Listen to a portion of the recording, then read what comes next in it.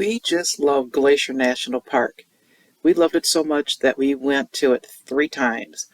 We viewed it once by our motorcycles, another time by boat, and then the 3rd time was by the red bus. It's got to be on your bucket list. It's awesome. We're Dave and Karen from Watts on Wheels, and we sold our sticks and bricks to RV full-time now that we are retired. We travel with our heavy-duty truck Leroy, our 2 K&M motorcycles, our DRV Dixie, and our smart car Zippy. Don't forget to subscribe and click on that bell to be notified when we post a new video. We stayed in 𝗶𝗟𝗲𝗍𝗍𝗏, Montana, which was about 30 minutes to the west entrance to Glacier National Park. There are a number of cities and sites to see around Glacier National Park, but I think most people probably go there to travel on the Going to the Sun Road. The entire road from West Glacier to St. Mary's is about 50 miles, and expect about an hour and 45 minutes to 2 hours to travel from one end to the other. And don't forget, you have to turn around and come back. I'm going to start this video on our rides on our spiders, and at the same time I'm going to tell you a little bit about how you get tickets to go on the Going to Sun Road. One thing you need to know about traveling in Glacier National Park: from 6 a.m. to 3 p.m. a vehicle reservation is required for 4 areas of the park, that being Going to the Sun Road, the North Fork, 𝗏𝗏𝗏𝗏, and Mini Glacier. These tickets can be reserved on recreation.gov website. In addition to a vehicle reservation, a park pass is required to enter the park. The entrance fee for Glacier National Park is $35 per vehicle, $30 for motorcycles, and is good for 7 days unless you have the American Beautiful Pass for those who are 62 years of age or older. Then it's free. The non-refundable $2 Going to the Sun Road vehicle reservation is an addition to the entrance fee and is valid for 3 days for the Going to the Sun Road. So the first thing you'll want to do is create a recreation.gov account and pre-enter your payment details so that you can complete your reservation when tickets become available. Keep in mind, for the past 2 years, the tickets have sold out within minutes of the release, so we recommend reserving your ticket months in advance if possible.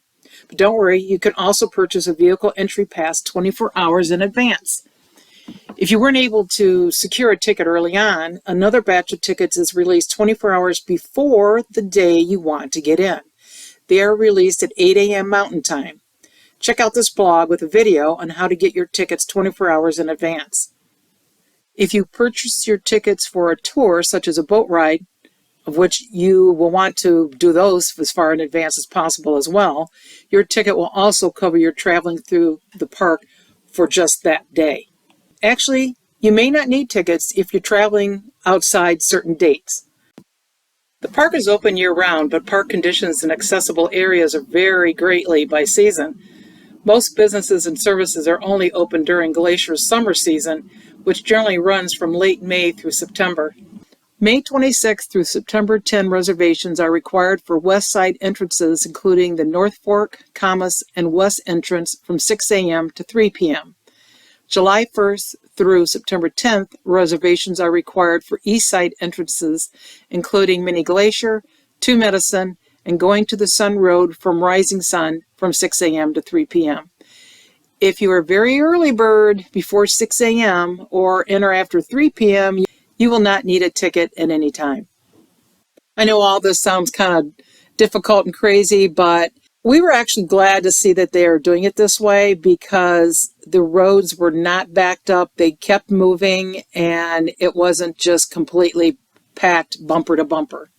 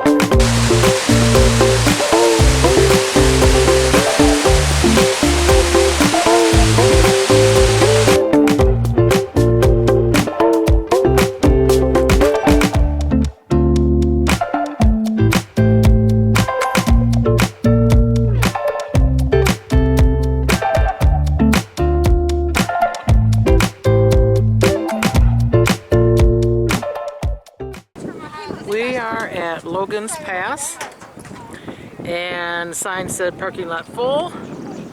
They let us in because we had motorcycles. Cars are not being allowed in right now. We just happened to find a pull through for motorcycles.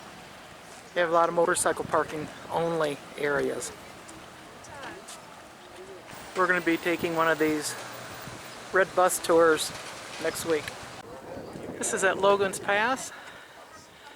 Just going to do a little 360 right here.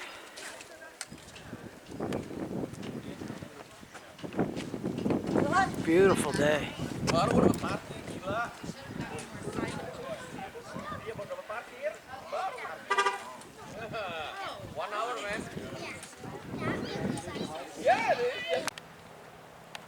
There's Glacier.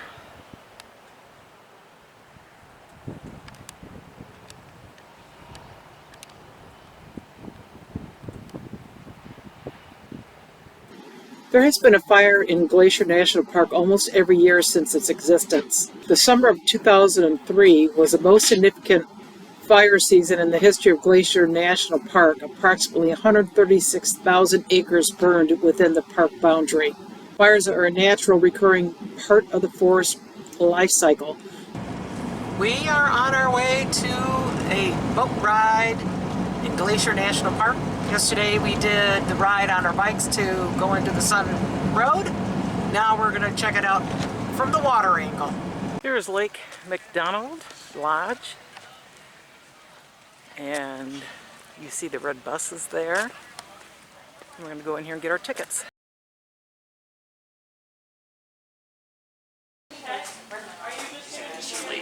This is pretty. Yeah. We're ready to go. Because I told her you want to go on there. Tequila and said, rainfall. But if you guys want to stay, totally fine. Yeah, no, you're staying. And a huge fireplace. Here's the backside of McDonald Lodge.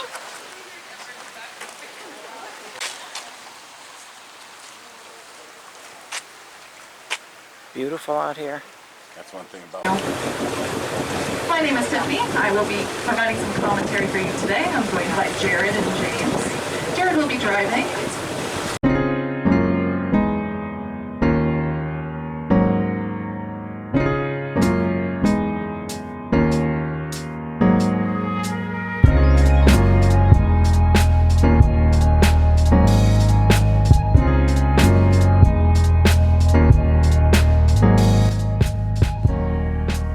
In 1910, President Taft signed the bill establishing Glacier as the country's 10th national park.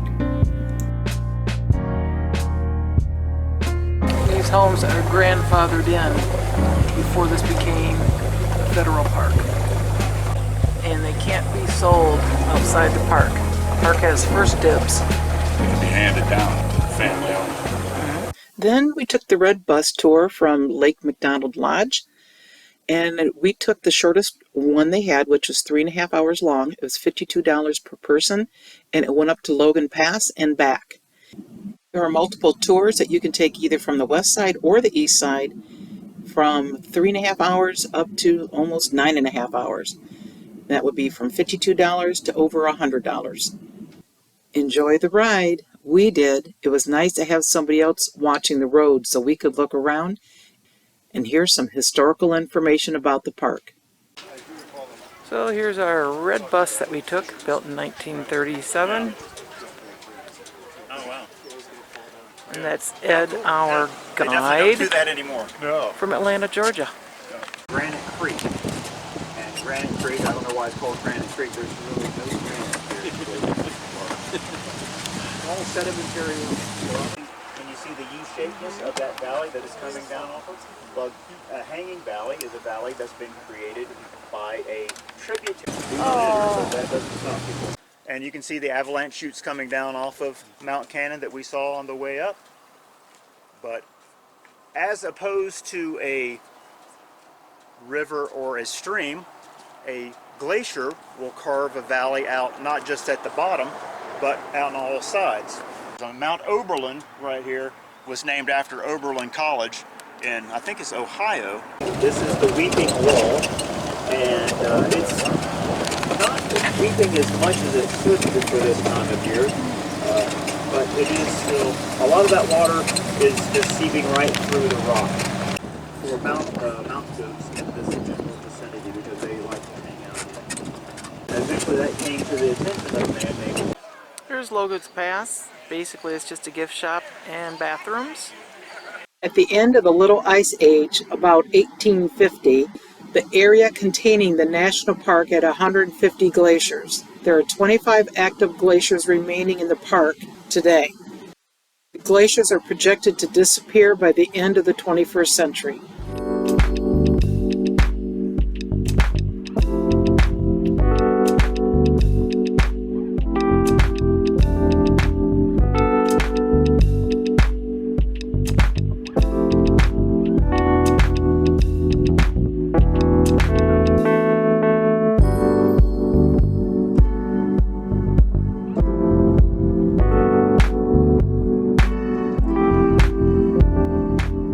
We finally saw some wildlife. A marmot. First time we've ever seen one.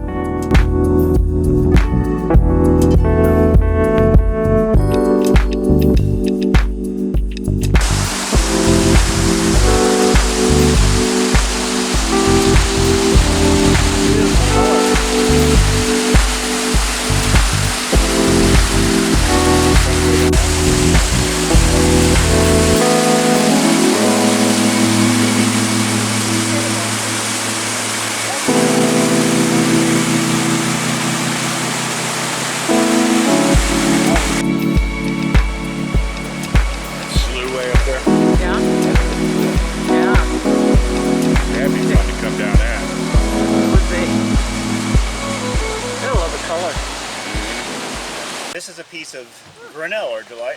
This is a piece of 𝗵𝗂𝗂𝗍𝗂𝗀𝗀𝗀𝗀. And it doesn't really matter what the rock is, as long as a glacier's going over them, scrubbing and scouring the rock, you end up with a little powder from the rock, known as glacial till or glacier flour. Go ahead. Now you can keep those rocks. You can't take them out of the park. A ranger keeps them, you're going to get arrested. So that till or flour gets into the water and it reflects back that blue-green light that gives you the color of the water. Very good way to get a tour.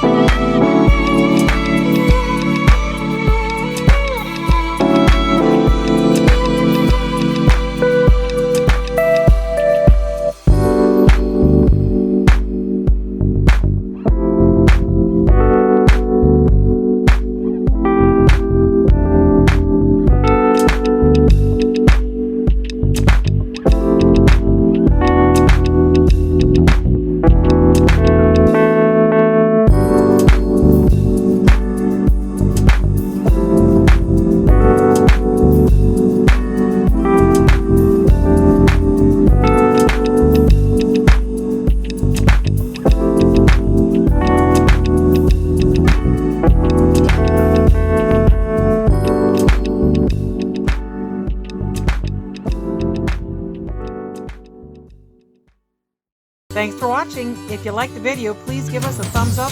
We'd love to hear from you in the comments below, even if it's just to say hi. Don't forget to subscribe.